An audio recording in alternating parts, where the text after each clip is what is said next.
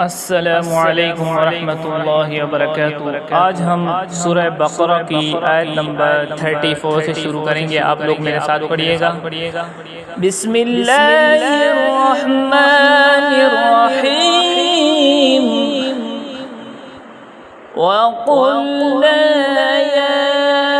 आदमु उस्कुन अंत व ज़ौजुकल जन्नत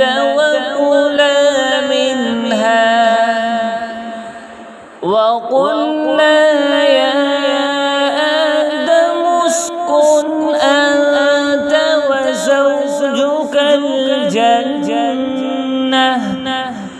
وزوجك الجنة وكلا منها رغدا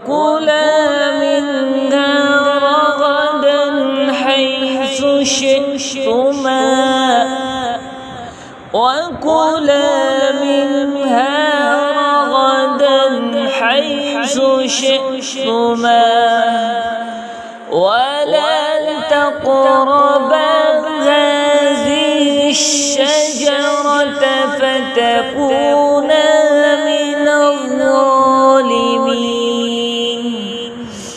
ولا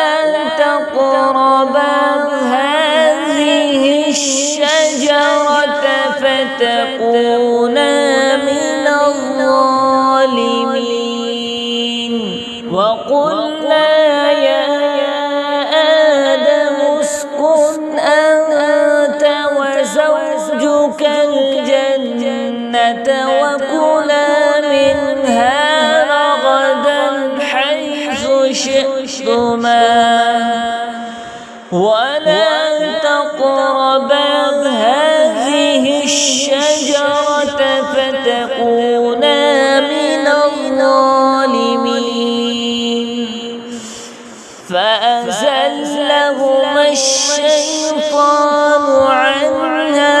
فأخرجهما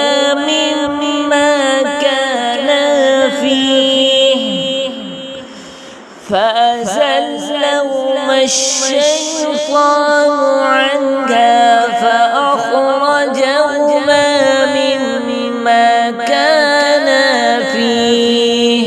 وقلنا اهبطوا بعضكم لبعض عدو ولكم في الأرض مستقر ومتاع إلى حين وقلنا اهبطوا بعضكم لبعض عدو ولكم في الأرض مستقر ومتاع إلى حين فأزلهما الشيطان عنها فأخرجهما مما كانا فيه وقلنا اهبطوا بعضكم لبعض عدو ولكم في الأرض مستقر ومتاع إلى حين فتلقى آدم من ربه كلمات فتاب عليه إنه هو التواب الرحيم فتلقى آدم من ربه كلمات